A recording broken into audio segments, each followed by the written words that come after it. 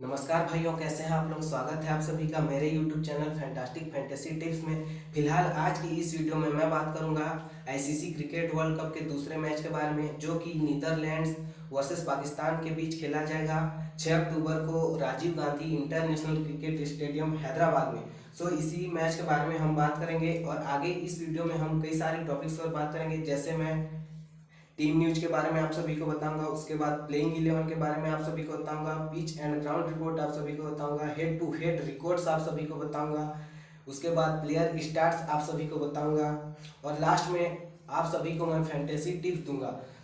इस वीडियो में काफ़ी ज़्यादा नॉलेज और इन्फॉर्मेशन है जो कि आपके बहुत काम आएगी फैंटेसी में टीम बनाने के लिए। इस वीडियो को बिना स्किप के लास्ट तक देखना और इस चैनल को प्लीज़ सब्सक्राइब कर देना। चलिए इस वीडियो को शुरू करते हैं।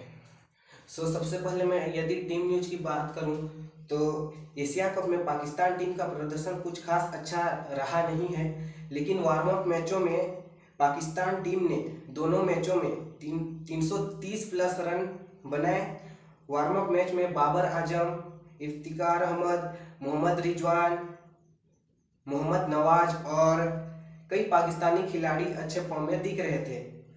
नसीम शाह चोट के कारण विश्व कप से बाहर हो गए हैं, उनकी जगह हसन अली की वापसी हुई है। दोनों टीमों ने 6 ओडीआई मैच खेले हैं और पाकिस्तान ने नीदरलैंड के खिलाफ सभी 6 मैच जीते हैं। वही मैं नीदरलैंड्स की बात करूं तो नीदरलैंड की टीम क्रिकेट इतिहास की सबसे तेजी से आगे बढ़ने वाली टीम है। नीदरलैंड की टीम में Max O'Dowd, Bas de Leede, Colin Ackermann, van der Merwe, Paul van Meekeren जैसे अच्छे खिलाड़ी हैं। नीदरलैंड टीम के लिए Bas de Leede, van der Merwe, Colin Ackermann प्रमुख खिलाड़ी होंगे। स्थानीय हैदराबादी खिलाड़ी तेजा निदामनरू अपने घरेलू मैदान पर उतरेंगे। तो ये थी टीम न्यूज। अब हम बात करेंगे प्लेइंग 11 के बारे में। यदि मैं पाकिस्तान टीम की प्लेइंग 11 के बारे में बात करूं तो उनकी टीम की ओर से फखर जमान, इमामुल हक, बाबर आजम, मोहम्मद रिजवान, सलमान अली अघा, इफ्तिकार अहमद, शादाब खान, मोहम्मद नवाज, शाहीन अफरीदी, हसन अली, हारिस रौफ, इन सभी प्लेयरों की पूरी संभावना है कल के मैच में खेलने की। अब मैंने पाकिस्तान प्लेयर के प्लेइंग 11 के बारे में बात कर ली। अब मैं बात कर लेता हूँ नीदरलैंड टीम के प्लेयरों के बारे में। नीदरलैंड्स की यदि मैं बात करूं तो उनकी टीम की ओर से Vikramjit Singh, Max O'Dowd, Wesley Barresi, Bas de Leede, Colin Ackermann, Teja Nidamanuru, Scott Edwards, Roelof van der Merwe, Logan van Beek, Ryan Klein, Paul van Meekeren, ये सभी प्लेयर नीदरलैंड्स की टीम की ओर से खेलेंगे। अब मैंने टीम न्यूज और प्लेइंग 11 के बारे में बात कर लिया। अब मैं आप सभी को पिच रिपोर्ट के बारे में बता देता हूँ। इस पिच से गेंदबाजों को मदद मिलने की उम्मीद है, खासकर तेज गेंदबाजों को जो शुरुआती सीम और स्विंग का फायदा उठा सकते हैं। हालांकि जैसे जैसे बल्लेबाज जमते जाएंगे, यह पर्याप्त रन बनाने के लिए और अधिक अनुकूल हो जाएगा। पिछले कुछ मैचों में हमने देखा है कि यह पिच बल्लेबाजों के लिए अधिक मददगार रहा है। और वही मैं इस ग्राउंड की यदि बात करूं तो इस ग्राउंड में टोटल 7 ओडीआई मैचेस खेले गए हैं। एवरेज स्कोर की यदि मैं बात करूं तो 280 प्लस रहा है एवरेज स्कोर इस ग्राउंड में। और बैटिंग फर्स्ट करते हुए 4 मैच जीते गए हैं इस ग्राउंड पर, और बैटिंग सेकंड करते हुए 3 मैच जीते गए हैं इस ग्राउंड पर। और वही मैं बॉलर्स की यदि बात करूं इस ग्राउंड में तो टोटल 7 मैचेस खेले गए हैं इस ग्राउंड में, और पेसर्स को इस ग्राउंड में 64 विकेट मिले हैं। और वही मैं स्पिनर्स की यदि बात करूं तो उनको 31 विकेट मिले हैं इस ग्राउंड पे। यदि बात की जाए पेसर्स और स्पिनर्स में तो पेसर्स को ज़्यादा विकेट मिले हैं। तो ट्राई ये करो कि बॉलिंग से ज़्यादा पेसर्स को आप अपनी टीम में रखो। अब मैंने पिच रिपोर्ट भी आप सभी को बता दिया। अब मैं बात कर लेता हूं दोनों टीमों के हेड टू हेड रिकॉर्ड्स के बारे में। दोनों टीमों का एक दूसरे के अगेंस्ट कैसा परफॉर्मेंस रहा है उसके बारे में बात कर लेता हूं। यदि दोनों टीमों की बात की जाए तो दोनों टीमों ने 6 ओडीआई मैचेस खेले हैं एक दूसरे के अगेंस्ट। और नीदरलैंड्स की बात की जाए तो उन्होंने पाकिस्तान के खिलाफ एक भी मैचेस अभी तक नहीं जीते हैं। और वही मैं पाकिस्तान की बात करूं तो उन्होंने नीदरलैंड्स के खिलाफ जितने भी ओडीआई मैचेस खेले उसमें से सभी को जीते हैं। 6 में पूरे 6 को जीते हैं पाकिस्तान ने। अब मैंने टीम न्यूज के बारे में बात कर लिया, प्लेइंग 11 के बारे में बात कर लिया, पिच एंड ग्राउंड रिकॉर्ड के बारे में भी बात कर लिया और हेड टू हेड रिकॉर्ड्स के बारे में भी बात कर लिया। अब मैं दोनों टीमों के प्लेयरों के स्टार्ट्स आप सभी को बताऊंगा। सो ये वाला पार्ट बिल्कुल ध्यान से देखना, इस पार्ट को बिना स्किप के लास्ट तक देखना। चलिए प्लेयर स्टार्ट्स के बारे में बात कर लेते हैं। सबसे पहले मैं पाकिस्तान टीम के प्लेयरों के स्टार्ट्स के बारे में बात कर लेता हूं। पाकिस्तान टीम की ओर से यदि मैं बात करूं तो फखर जमान की यदि बात की जाए तो उन्होंने रिसेंट 5 इनिंग्स की उनकी बात करूं तो 22 रन, दूसरे मैच में 4 रन, फिर तीसरे मैच में 27 रन, फिर चौथे मैच में 20 रन और पांचवें मैच में 14 रन। कुछ ऐसी पारियां उन्होंने अपने लास्ट के 5 इनिंग्स में खेली हैं। यदि बात की जाए फॉर्म की तो उतना अच्छा फॉर्म तो है नहीं, कम ही रन बनाए हैं इन्होंने। और इस वेन्यू पे यदि उनके रिकॉर्ड्स की बात की जाए तो फिलहाल इस वेन्यू में उन्होंने अभी तक एक भी मैचेस नहीं खेले हैं। और उनके नीदरलैंड्स के खिलाफ लास्ट के 5 इनिंग्स की यदि बात की जाए तो उन्होंने 26 रन, 3 रन, 109 रन, कुछ ऐसी पारियां खेली हैं उन्होंने नीदरलैंड्स के अगेंस्ट। और वही मैं इमामुल हक की बात करूं तो उनके यदि रिसेंट 5 इनिंग्स की यदि बात की जाए तो उन्होंने एक मैच में 16 रन, फिर उसके बाद दूसरे मैच में 1 रन, फिर उसके बाद तीसरे मैच में 9 रन, फिर उसके बाद चौथे मैच में 78 रन और उसके बाद पांचवें मैच में 5 रन की पारी खेली है। रिसेंट फॉर्म में सिर्फ एक ही मैच में उनका 78 रन रहा है, बाकी मैच में तो उतना अच्छा स्कोर कर नहीं पाए हैं। यदि उनके वेन्यू में उनके रिकॉर्ड्स की बात करूं तो फिलहाल इस वेन्यू में उन्होंने अभी तक एक भी ओडीआई मैचेस नहीं खेले हैं। और लास्ट के 5 इनिंग्स की बात की जाए उनका नीदरलैंड्स के अगेंस्ट तो उन्होंने 6 रन और 2 रन ही बनाया है नीदरलैंड्स के खिलाफ। अब बात करते हैं बाबर आजम के बारे में। बाबर आजम के रिसेंट 5 इनिंग्स की यदि बात की जाए तो उन्होंने 90 run, 80 run, 10 run, 17 run, 151 run, कुछ ऐसी पारियां खेली हैं उन्होंने लास्ट के अपने रिसेंट के 5 इनिंग्स में। और वहीं इस वेन्यू में यदि उनके रिकॉर्ड्स की मैं बात करूं तो फिलहाल इस वेन्यू में उन्होंने एक भी मैचेस नहीं खेले हैं। और उनका नीदरलैंड्स के खिलाफ लास्ट 5 इनिंग्स की बात की जाए तो उन्होंने 91 रन, 57 रन, 74 रन, कुछ ऐसी पारियां खेली हैं उन्होंने नीदरलैंड्स के खिलाफ लास्ट 5 मैचों में। मतलब उनका रिकॉर्ड्स काफ़ी अच्छा रहा है नीदरलैंड्स के खिलाफ। आज नीदरलैंड्स के साथ ही उनका मैच है तो जरूर ट्राई करना बाबर आजम को। वही मैं मोहम्मद रिजवान की बात करूं और उनके रिसेंट 5 इनिंग्स की यदि बात की जाए तो उन्होंने 103 run, 86 run, 2 run, 63 run, 44 run, कुछ ऐसी पारियां खेली हैं उन्होंने रिसेंट 5 इनिंग्स में। और यदि उनके इस वेन्यू में परफॉर्मेंस की बात की जाए तो फिलहाल इस वेन्यू में उन्होंने एक भी ओडीआई मैचेस अभी तक नहीं खेले हैं। और वही मैं इनका नीदरलैंड्स के खिलाफ लास्ट 5 मैचों की बात करूं तो उन्होंने 69 रन और 14 रन, सिर्फ 2 मैचेस खेले हैं नीदरलैंड्स के लिए, जिसमें उनका परफॉर्मेंस काफ़ी अच्छा रहा है। 69 रन भी बने हैं और 14 रन बनाए हैं। सलमान अली अघा की यदि मैं बात करूं और उनके रिसेंट के 5 मैचों की बात की जाए तो उन्होंने 10 run, 33 run plus 1 wicket, 23 run, 12 run, 0 wicket, कुछ ऐसी पारियां खेली हैं उन्होंने अपने लास्ट के 5 मैचों में। और यदि इस ग्राउंड पे उनके परफॉर्मेंस की बात की जाए तो फिलहाल इस ग्राउंड में अभी तक उन्होंने एक भी मैचेस नहीं खेले हैं। और उनका नीदरलैंड्स के खिलाफ लास्ट 5 मैचों की यदि मैं बात करूं तो उन्होंने 24 रन, 50 रन, 27 रन, कुछ ऐसी पारियां खेली हैं उन्होंने नीदरलैंड्स के खिलाफ। और वही मैं इफ्तिकार अहमद की यदि बात करूं और उनके रिसेंट 5 मैचों की यदि बात की जाए तो उन्होंने 83 रन, 7 रन, 47 रन, 23 रन, उसके बाद एक मैच में बॉलिंग सिर्फ किया था, उसमें उन्होंने 1 विकेट सिर्फ लिया था। कुछ ऐसा रहा है उनका रिसेंट का जो 5 मैच है। इस वेन्यू में यदि उनके रिकॉर्ड्स की बात की जाए तो फिलहाल इस वेन्यू में अभी तक उन्होंने एक भी मैचेस नहीं खेले हैं।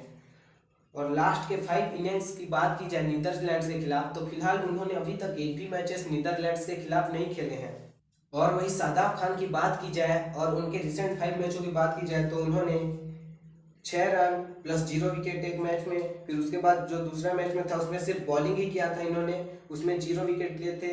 फिर उसके बाद तीसरे मैच की बात की जाए तो उसमें भी सिर्फ इन्होंने बॉलिंग ही किया था और उसमें भी एक भी विकेट नहीं ले पाए थे। उसके बाद चौथे मैच में 4 रन प्लस 4 विकेट रहा था इनके नाम। और वही मैं लास्ट 5वें मैच की बात करूं तो उसमें इन्होंने 3 विकेट लिया था, सिर्फ बॉलिंग ही किया था इस मैच में। और वही मैं इस ग्राउंड पे यदि उनके रिकॉर्ड्स की बात करूं ओडीआई मैचेस की तो अभी तक उन्होंने फिलहाल एक भी ओडीआई मैचेस नहीं खेले हैं इस ग्राउंड पर। और उनका नीदरलैंड्स के खिलाफ लास्ट 5 इनिंग्स की यदि मैं बात करूं तो उन्होंने 1 विकेट और उसके बाद दूसरे मैच में 48 रन प्लस 0 विकेट रहा था उनके नाम। मतलब सिर्फ 2 ही मैचेस खेले हैं शादाब खान ने नीदरलैंड्स के खिलाफ। सो अब मैंने शादाब खान के बारे में बात कर लिया, और अब मैं मोहम्मद नवाज की यदि बात करूं और उनके लास्ट के रिसेंट 5 मैचों की बात की जाए तो उन्होंने 50 रन प्लस 1 विकेट, उसके बाद सिर्फ बॉलिंग ही किया था, उसमें 0 विकेट लिया है।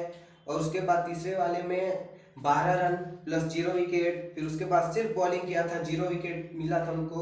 और उसके बाद 5वें मैच की यदि बात की जाए तो उन्होंने सिर्फ 1 ही विकेट लिया है।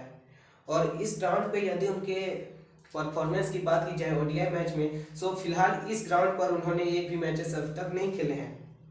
और नीदरलैंड के खिलाफ उनके लास्ट 5 इनिंग्स की बात की जाए तो उन्होंने 27 रन प्लस 0 विकेट, फिर उसके बाद 3 विकेट, फिर उसके बाद तीसरे मैच में 4 रन प्लस 1 विकेट, मतलब 3 ही मैचेस खेले हैं मोहम्मद नवाज ने नीदरलैंड के खिलाफ। और वही शाहीन अफरीदी के मैं यदि बात करूं और उनके लास्ट के 5 रिसेंट मैचों की बात की जाए तो उन्होंने 0 विकेट, 2 विकेट, 1 विकेट, फिर उसके बाद 1 विकेट, फिर 5वें मैच में 4 विकेट लिया था उन्होंने अपने रिसेंट के लास्ट 5 मैचों में। और फिलहाल इस ग्राउंड पे यदि उनके ओडीआई मैचेस के परफॉर्मेंस के बारे में बात की जाए तो फिलहाल अभी तक उन्होंने एक भी ओडीआई मैचेस नहीं खेले हैं इस मैदान पर। और उनका लास्ट 5 इनिंग्स का यदि मैं बात करूं नीदरलैंड्स के खिलाफ, तो उन्होंने नीदरलैंड्स के खिलाफ अभी तक एक भी मैचेस नहीं खेले हैं। और वही मैं पाकिस्तान के प्लेयर हसन अली की बात करूं और उनके रिसेंट 5 मैचों की बात की जाए तो उन्होंने एक मैच में 0 विकेट, फिर उसके बाद दूसरे मैच में 1 विकेट, फिर उसके बाद तीसरे मैच में 1 विकेट, फिर उसके बाद चौथे मैच में 3 विकेट और 5वें मैच में 1 विकेट सिर्फ लिया है उन्होंने। और इस ग्राउंड पे यदि उनके रिकॉर्ड्स की बात की जाए तो फिलहाल उन्होंने एक भी मैचेस नहीं खेले हैं इस ग्राउंड पर। और उनका लास्ट 5 इनिंग्स की यदि मैं बात करूँ नीदरलैंड्स के खिलाफ तो उन्होंने एक भी मैचेस नीदरलैंड्स के खिलाफ नहीं खेले हैं। सो ये था हसन अली का स्टार्स। सो अब हम बात कर लेते हैं हारिस रॉफ के बारे में। हारिस रॉफ की यदि लास्ट 5 इनिंग्स की बात की जाए तो उन्होंने एक मैच में 1 विकेट, फिर उसके बाद दूसरे मैच में 0 विकेट, फिर उसके बाद तीसरे मैच में 0 विकेट, फिर उसके बाद चौथे मैच में इन्होंने 4 विकेट लिया था, उसके बाद 5वें मैच में 3 विकेट। कुछ ऐसा रहा है उनका लास्ट मैच का परफॉर्मेंस। और वही मैं इस ग्राउंड पर यदि उनके परफॉर्मेंस की बात करूं तो फिलहाल इस ग्राउंड पर अभी तक उन्होंने एक भी ओडीआई मैचेस नहीं खेले हैं। और नीदरलैंड्स के खिलाफ उनके लास्ट 5 इनिंग्स की मैं बात करूं तो फिलहाल उन्होंने अभी तक नीदरलैंड्स के खिलाफ एक भी मैचेस नहीं खेले हैं। सो अब मैंने पाकिस्तान के सभी प्लेयरों के स्टार्ट्स आप सभी को बता दिए, उसके बाद मैं आप सभी को नीदरलैंड्स के प्लेयर के स्टार्ट्स बताऊंगा। सबसे पहले यदि मैं बात करूं विक्रमजीत सिंह की, तो यदि उनके रिसेंट 5 इनिंग्स की बात की जाए तो उन्होंने 9 run, 13 run, 40 run, 110 run, 0 run, कुछ ऐसी पारियां खेली हैं विक्रमजीत सिंह ने अपने लास्ट के 5 मैचों में। और उनका इस ग्राउंड पे यदि रिकॉर्ड्स की बात की जाए तो फिलहाल उन्होंने अभी तक इस ग्राउंड पर एक भी ओडीआई मैचेस नहीं खेले हैं। और उनका लास्ट 5 इनिंग्स की बात की जाए पाकिस्तान के खिलाफ तो उन्होंने 50 रन, 1 रन और 65 रन, कुछ ऐसी पारियां खेली हैं उन्होंने पाकिस्तान के खिलाफ। और वही मैं मैक्स ओडाउट की बात करूं और उनके रिसेंट 5 इनिंग्स की बात की जाए तो उन्होंने 0 run, 7 run, 33 run, 20 run, 35 run, कुछ ऐसी पारियां खेली हैं उन्होंने अपने लास्ट के 5 इनिंग्स में।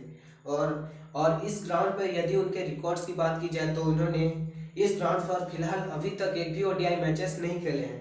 और उनका पाकिस्तान के खिलाफ लास्ट 5 इनिंग्स की यदि मैं बात करूं तो उन्होंने 3 रन, 1 रन, 1 रन, कुछ ऐसी पारियां खेली हैं उन्होंने पाकिस्तान के खिलाफ। यदि मैं वेस्ले पररेसी की बात करूं और उनके लास्ट के 5 इनिंग्स की बात की जाए तो उन्होंने एक मैच में 0 रन, फिर उसके बाद दूसरे मैच में 0 रन, फिर उसके बाद तीसरे मैच में 11 रन, फिर उसके बाद 97 रन और 52 रन, कुछ की पारियां खेली हैं। कुछ ऐसा है उनका लास्ट 5 मैचों का परफॉर्मेंस। और इस ग्राउंड पर फिलहाल उनके रिकॉर्ड्स की बात करूं तो इस ग्राउंड पर फिलहाल उन्होंने एक भी ओडीआई मैचेस नहीं खेले हैं। और उनका पाकिस्तान के खिलाफ लास्ट 5 इनिंग की यदि मैं बात करूं तो उन्होंने 2 ही मैच खेले हैं और एक मैच में 3 रन और एक मैच में 2 रन, कुछ ऐसा ही परफॉर्मेंस कर पाया है उन्होंने पाकिस्तान के खिलाफ। वही मैं बास दे लीडे की यदि बात करूं और उनके रिसेंट 5 इनिंग्स की बात की जाए तो उन्होंने 2 विकेट, 3 विकेट, फिर उसके बाद बैटिंग भी किया था, 103 रन बनाया था, प्लस 0 विकेट रहा था उनके नाम। फिर उसके बाद 18 रन की पारी खेली थी और 3 विकेट लिया था, और एक मैच 5वें मैच में 0 विकेट रहा था उनके नाम। और फिलहाल इस ग्राउंड पर यदि उनके रिकॉर्ड्स की बात करूं तो फिलहाल इस ग्राउंड में अभी तक उन्होंने एक भी ओडीआई मैचेस नहीं खेले हैं। और पाकिस्तान के खिलाफ उनके लास्ट 5 इनिंग्स की बात की जाए तो उन्होंने 5 run plus 3 wicket, 89 run plus 0 wicket, 16 run plus 2 wicket, कुछ ऐसी पारियां खेली है उन्होंने पाकिस्तान के खिलाफ लास्ट के मैचों में। और वहीं मैं कॉलिन एकरमैन की यदि बात करूं और उनके रिसेंट 5 इनिंग्स की बात की जाए तो उन्होंने 31 रन, फिर उसके बाद 6 रन प्लस 1 विकेट, फिर उसके बाद 22 रन प्लस 0 विकेट, फिर चौथे मैच में 136 रन प्लस 0 विकेट, फिर 5वें मैच में 33 रन प्लस 1 विकेट, कुछ ऐसी पारियां खेली है उन्होंने अपने लास्ट के 5 इनिंग्स में। और फिलहाल इस ग्राउंड पर यदि उनके परफॉर्मेंस की बात की जाए तो फिलहाल इस ग्राउंड पर उन्होंने अभी तक एक भी ओडीआई मैचेस नहीं खेले हैं। और उनका लास्ट के 5 इनिंग्स की मैं बात करूं पाकिस्तान के खिलाफ तो उन्होंने एक भी ओडीआई मैचेस नहीं खेले हैं पाकिस्तान के खिलाफ। वहीं मैं तेजा निदामनुरू की बात करूं और उनके रिसेंट 5 इनिंग्स की बात की जाए तो उन्होंने 0 रन, 10 रन, 2 रन, 0 रन और 111 रन, कुछ ऐसी पारियां खेली हैं उन्होंने अपने लास्ट के 5 मैचों में। और फिलहाल इस ग्राउंड पर यदि उनके रिकॉर्ड की बात की जाए तो फिलहाल इस ग्राउंड पर अभी तक उन्होंने एक भी ओडीआई मैचेस नहीं खेले हैं। और उनका पाकिस्तान के खिलाफ लास्ट के 5 मैचों की बात की जाए तो उन्होंने 24 रन, 0 रन और 15 रन की पारियां खेली हैं पाकिस्तान के खिलाफ। और वहीं मैं स्कॉट एडवर्ड्स की बात करूं जो कि नीदरलैंड्स के कप्तान हैं और उनकी रिसेंट 5 इनिंग्स की बात की जाए तो उन्होंने एक मैच में 14 रन, फिर उसके बाद 1 रन, फिर उसके बाद तीसरे मैच में 25 रन, फिर उसके बाद 4 रन और 5वें मैच में उन्होंने 67 रन की पारी खेली है अपने लास्ट के 5 इनिंग्स में। और वही फिलहाल मैं इस ग्राउंड पर यदि उनके रिकॉर्ड्स की बात करूं तो फिलहाल इस ग्राउंड पर अभी तक उन्होंने एक भी ओडीआई मैचेस नहीं खेले हैं। और पाकिस्तान के खिलाफ इनके लास्ट के 5 इनिंग्स की बात की जाए तो उन्होंने 6 रन, 5 रन और 71 रन, कुछ ऐसी पारियां खेली हैं उन्होंने पाकिस्तान के खिलाफ अपने लास्ट के 5 मैचों। और वही मैं रॉयलॉफ वैन डर मैरवे की यदि बात करूं और उनके रिसेंट 5 इनिंग्स की बात की जाए तो उन्होंने एक मैच में 2 विकेट, फिर उसके बाद 0 विकेट, फिर उसके बाद 0 विकेट, फिर उसके बाद चौथे मैच में 3 विकेट और उसके बाद 5वें लास्ट मैच में उन्होंने 1 विकेट लिया था। कुछ ऐसा रहा है उनके लास्ट के 5 रिसेंट इनिंग्स का परफॉर्मेंस। और वही मैं इस ग्राउंड पर यदि उनके रिकॉर्ड्स की बात करूं तो फिलहाल इस ग्राउंड पे उन्होंने अभी तक एक भी ओडीआई मैचेस नहीं खेले हैं। और उनका पाकिस्तान के खिलाफ लास्ट के 5 इनिंग्स की यदि मैं बात करूं तो फिलहाल उन्होंने अभी तक पाकिस्तान के खिलाफ एक भी ओडीआई मैचेस नहीं खेले हैं। और वही मैं लोगन वैन बिग की यदि बात करूं और उनके रिसेंट 5 इनिंग्स की बात की जाए तो उन्होंने एक मैच में 2 विकेट, फिर उसके बाद 0 विकेट, फिर उसके बाद 4 विकेट, फिर और उसके बाद चौथे मैच में 4 विकेट, फिर 5वें लास्ट इनिंग्स में उन्होंने 2 विकेट लिए हैं अपने रिसेंट के 5 इनिंग्स में। और वही फिर इस ग्राउंड पर उनके रिकॉर्ड्स की बात की जाए तो फिलहाल इस ग्राउंड पर उन्होंने एक भी ओडीआई मैचेस नहीं खेले हैं। और इनका पाकिस्तान के खिलाफ लास्ट के 5 इनिंग्स की बात की जाए तो उन्होंने 8 run plus 1 wicket, 13 run plus 0 wicket, 28 run plus 2 wicket, कुछ ऐसी पारियां खेली है उन्होंने पाकिस्तान के खिलाफ अपने लास्ट के मैचों में। वहीं मैं पॉल वैन मिक्रेन की यदि बात करूं तो और उनके रिसेंट 5 इनिंग्स की बात की जाए तो उन्होंने 0 विकेट, फिर उसके बाद 0 विकेट, फिर उसके बाद 2 विकेट, फिर उसके बाद 2 विकेट, फिर 5वें मैच में उन्होंने 2 विकेट लिया था। कुछ ऐसा रहा है उनके लास्ट के रिसेंट 5 इनिंग्स का परफॉर्मेंस। और इस ग्राउंड पर उनके परफॉर्मेंस की बात की जाए तो फिलहाल उन्होंने अभी तक एक भी ओडीआई मैचेस नहीं खेले हैं इस ग्राउंड पर। और उनके लास्ट के 5 इनिंग्स की बात की जाए पाकिस्तान के खिलाफ तो उन्होंने फिलहाल एक भी ओडीआई मैचेस पाकिस्तान के खिलाफ नहीं खेले हैं। और वही मैं रियान ग्लेन की यदि बात करूं और उनके रिसेंट 5 इनिंग्स की बात की जाए तो उन्होंने 2 विकेट, फिर उसके बाद 2 विकेट, फिर उसके बाद 2 विकेट, फिर उसके बाद चौथे मैच में 1 विकेट, फिर 5वें मैच में एक भी विकेट वो नहीं ले पाए थे। और उनका इस ग्राउंड में यदि परफॉर्मेंस की बात की जाए तो फिलहाल उन्होंने एक भी ओडीआई मैचेस इस ग्राउंड पर नहीं खेले हैं। और उनका पाकिस्तान के खिलाफ लास्ट 5 इनिंग्स की बात की जाए तो उन्होंने पाकिस्तान के खिलाफ फिलहाल एक भी मैचेस उन्होंने नहीं खेले हैं पाकिस्तान के खिलाफ। तो अब हमने सभी चीज़ों के बारे में बात कर लिया। हमने टीम न्यूज के बारे में बात किया, प्लेइंग 11 के बारे में बात किया, पिच एंड ग्राउंड रिपोर्ट के बारे में बात किया, हेड टू हेड रिकॉर्ड्स भी हमने बात कर ली और सभी प्लेयरों की स्टार्ट भी हमने जान लिया।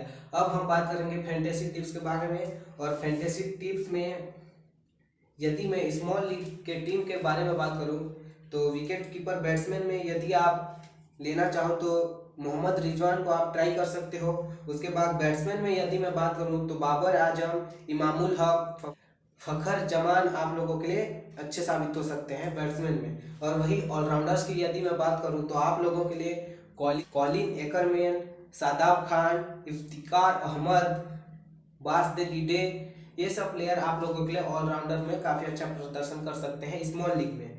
और वही बॉलर्स की यदि बात की जाए तो शाहीन अफरीदी, लोगन वैन बीक, हारिस रॉफ, ये सभी प्लेयर्स आप लोगों के लिए स्मॉल लीग में जरूर कुछ ना कुछ करेंगे। और वही कैप्टन वाइस कैप्टन की बात करूं तो बाबर आजम और बास-दे-लीडे आप लोगों के लिए काफ़ी अच्छा साबित हो सकते हैं कैप्टन वाइस कैप्टन के लिए। सो इन सभी प्लेयरों को लेना मत भूलना यदि आप स्मॉल लीग में टीम बना रहे हो तो। सो मैंने स्मॉल लीग के टीम के बारे में आप सभी को बता दिया। अब मैं ग्रैंड लीग के टीम के बारे में आप सभी को बताता हूँ।